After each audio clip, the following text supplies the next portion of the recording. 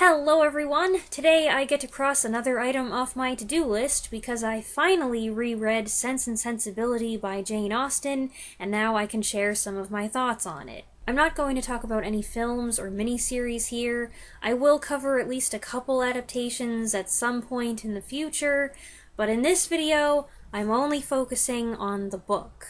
Austen's first published novel focuses on two sisters, Eleanor and Mary Ann Dashwood, who have happily been living with their parents and youngest sister Margaret at Norland Park.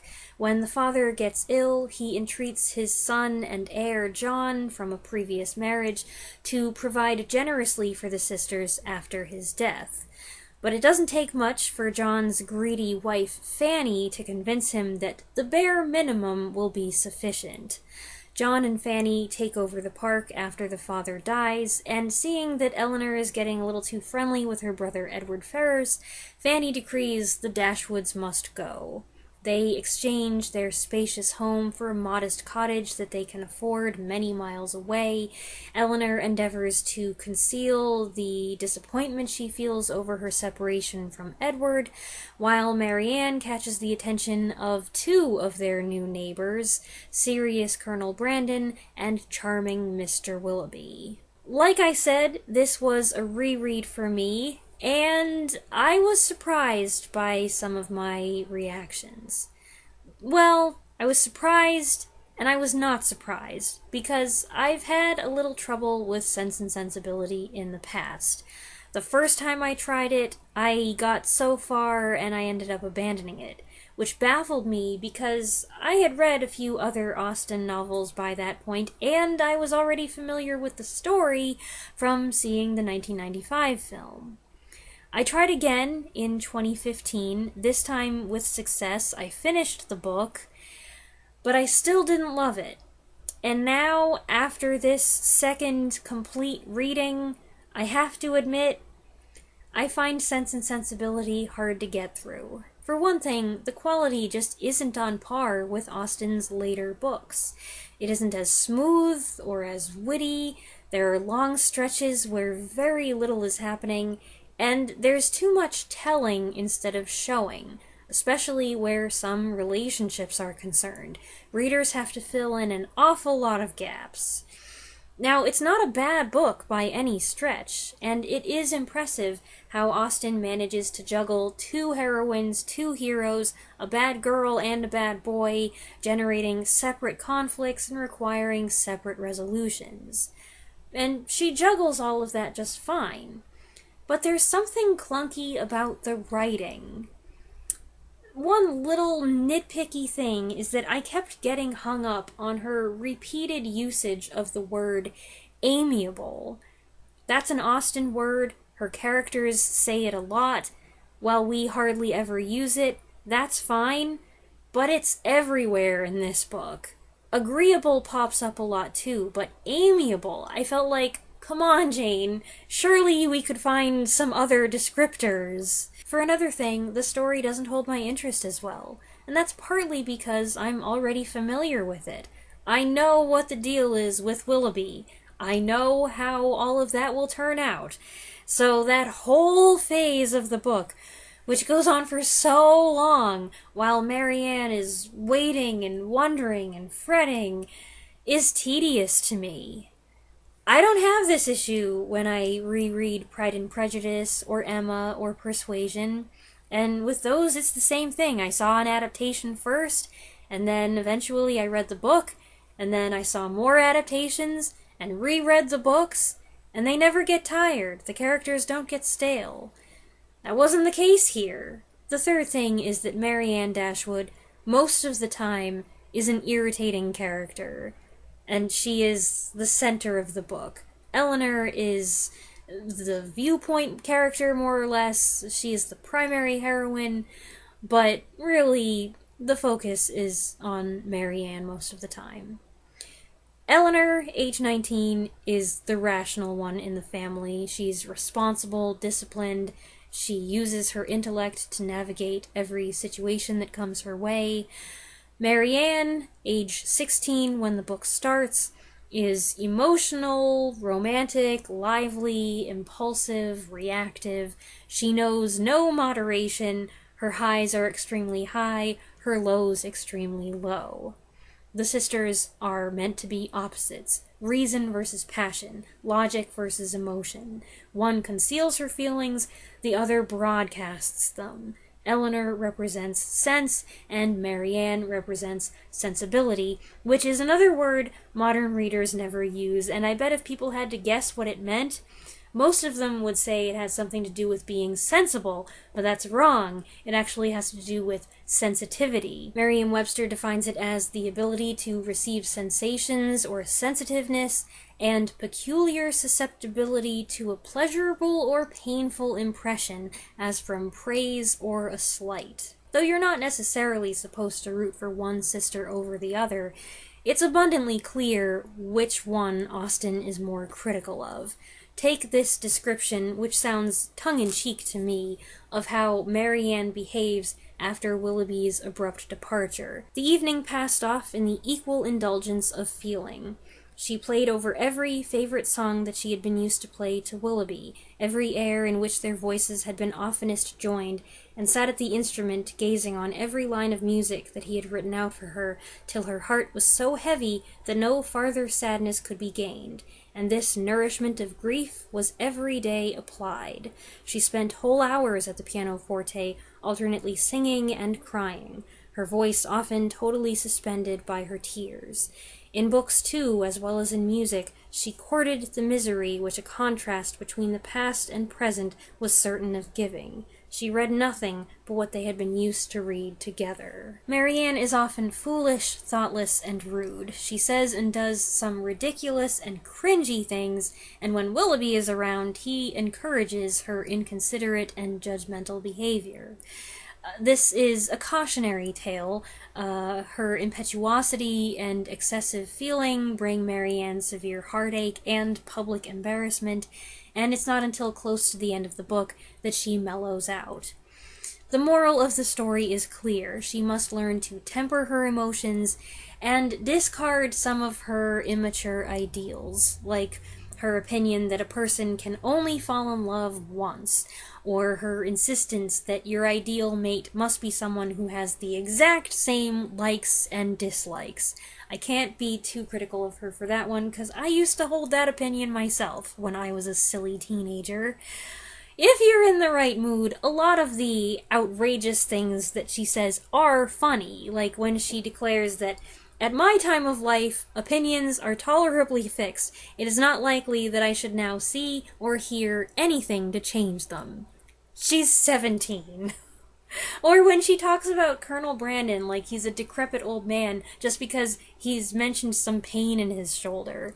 And then when Eleanor concedes that a match between 35 and 17 probably wouldn't work, but 35 and 27 would be fine, Marianne says this: "A woman of 7 and 20 can never hope to feel or inspire affection again, and if her home be uncomfortable or her fortune small, I can suppose that she might bring herself to submit to the offices of a nurse for the sake of the provision and security of a wife.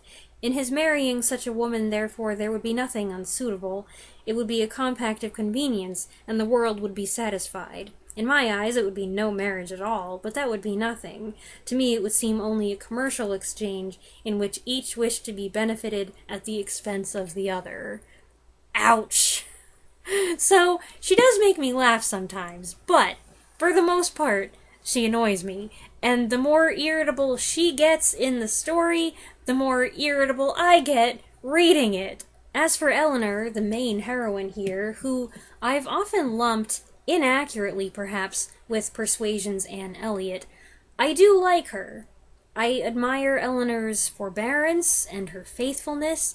I feel sorry for her as she silently suffers through her interactions with Lucy Steele.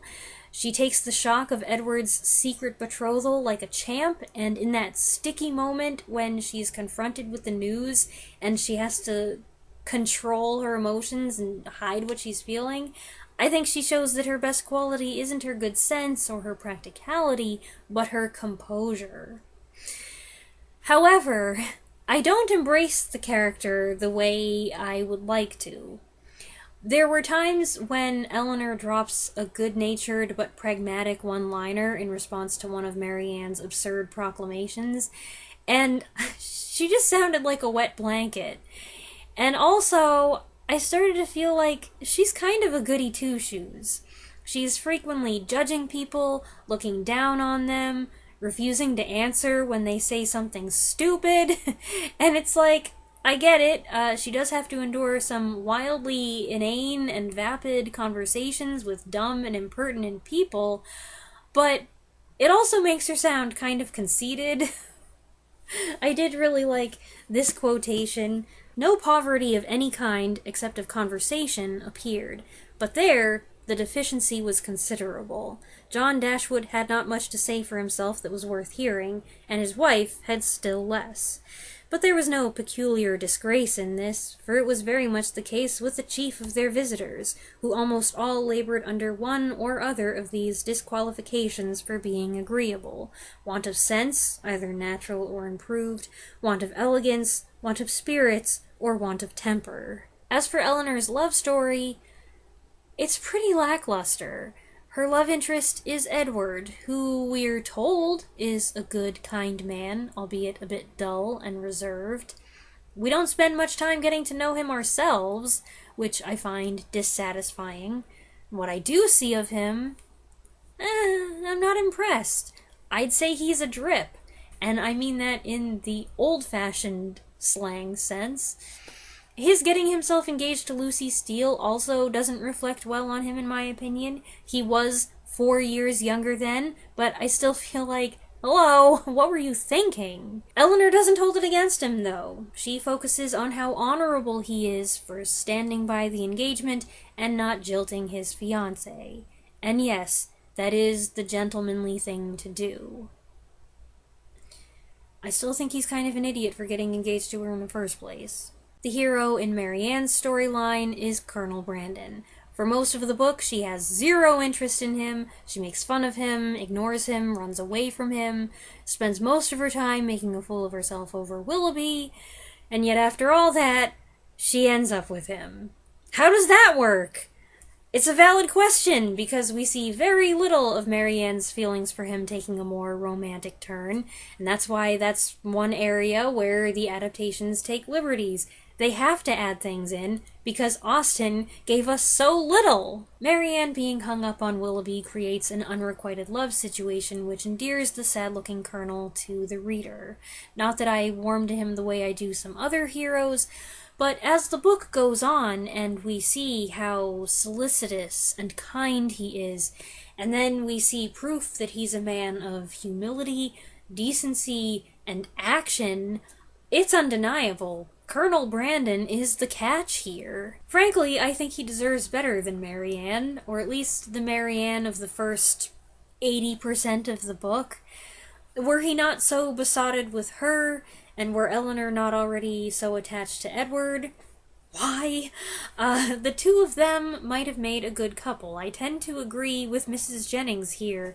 Eleanor and Colonel Brandon make sense to a certain degree. They have a healthy friendship.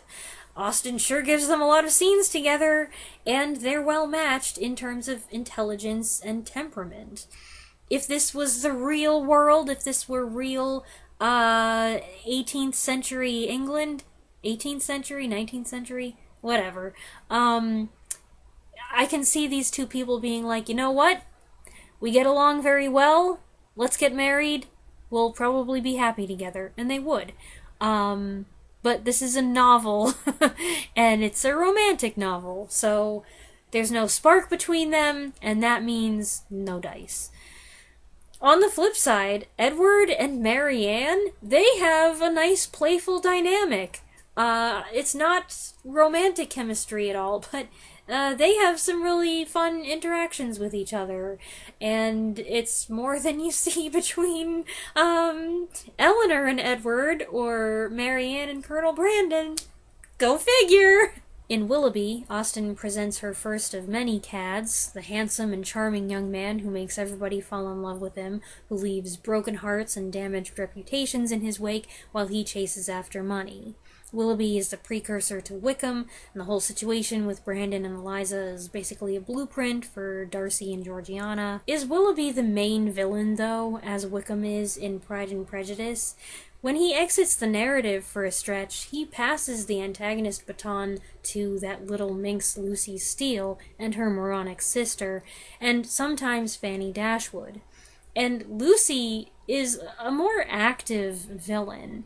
And so is Fanny. And once you read chapter 44, Willoughby's explanation, you have to wonder, did Austen mean for him to be a villain at all? Is he just a guy who sowed some wild oats and made poor choices? Does Willoughby's explanation cut it for you? He openly admits his faults, he's penitent, he confesses he realized too late that he had sincere feelings, but he also sincerely wanted money, and now he's shackled to a jealous woman he doesn't love, and he'll probably be miserable for the rest of his life. He begs Eleanor to think him at least a degree less wicked, to grant him forgiveness, and to consider him in the future with some compassion. And she does that. What do we say, kids? Do we buy it? Do we feel sorry for Willoughby? I kind of do, but not as much as Eleanor does. I think she cuts him a little too much slack, a little too quickly. Well, I'm starting to lose my voice here, but I've got some more random observations that I'll toss out before I wrap this up. Reading this, you get the impression that Jane Austen didn't like children, and she had nothing but mockery for their doting and competitive parents. There are a few very entertaining passages here related to that. I'm not sure Austen does the best job conveying the Steele sisters' ignorance and vulgarity. She tells us they're ignorant and vulgar through Eleanor, but again, she doesn't show it much except in their inappropriate questions and occasional bad grammar. Austen assumes you'll pick up on that, and I have to wonder how many modern readers miss it.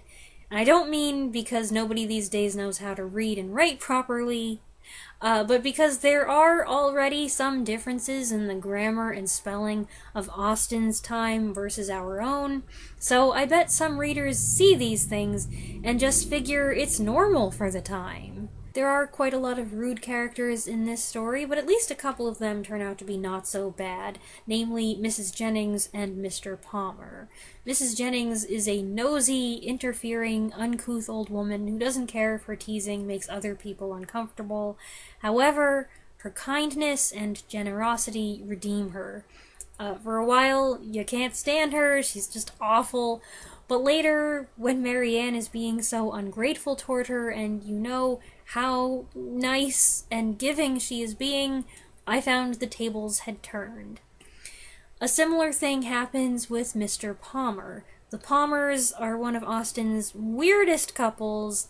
He's disagreeable and mean, but every nasty thing he says just makes his wife laugh. He mocks and insults her, and she acts like it's the funniest thing, and she's super happy with him, and it seems genuine. So for a while there, you're like, ugh, this guy, what a jerk. And then all of a sudden, Mr. Palmer, who hardly seemed like a sensitive person, becomes much nicer to the Dashwoods after Marianne's heartbreak and after she starts to change and look like a shadow of herself, basically. And he reaches a point where he's downright likable. And while we're talking about characters who improve, I will say, even though I've been pretty critical of Marianne, the latter part of the book does redeem her. After learning about Colonel Brandon's history and discovering Eleanor's own secret pain, Marianne realizes how self-absorbed she's been, and she begins to change for the better. And I like her better. I don't love her, but I like her better. Also, I do have some things in common with Marianne. Maybe that's why I'm so critical of her, because I feel like, hey, we have some stuff we share, but you're just taking it way too far. I share her enjoyment of things like crunchy autumn leaves and gnarly old trees. I get excited to see those things too. And while I'm not a poetry fan like she is, I do also like to observe and appreciate things and kind of wax poetic on stuff. I keep those thoughts to myself, more or less. She doesn't, but that is something that I feel like I can identify with. Also, I share her passion for libraries. At one point, Austen writes, Marianne, who had the knack of finding her way in every house to the library, however it might be avoided by the family in general, soon procured herself a book. That makes me feel like, okay, Marianne, maybe we could be kindred spirits after all. And generally speaking, Austen does a good job in this book, as in many of her novels, with character complexity. The heroes and heroines make mistakes, and they must learn and grow, and likewise, the characters we may find distasteful can sometimes exhibit redeeming qualities. I guess that's it. I could probably come up with more things to say, but I'll cut it off there. I hope you enjoyed this video. I would love to hear how my viewers who have read this book feel about it, so go ahead and share your thoughts on Sense and Sensibility in the comments below, and I'll be back next weekend with what is shaping up to be quite a big video on what else I saw in August. Thanks for watching.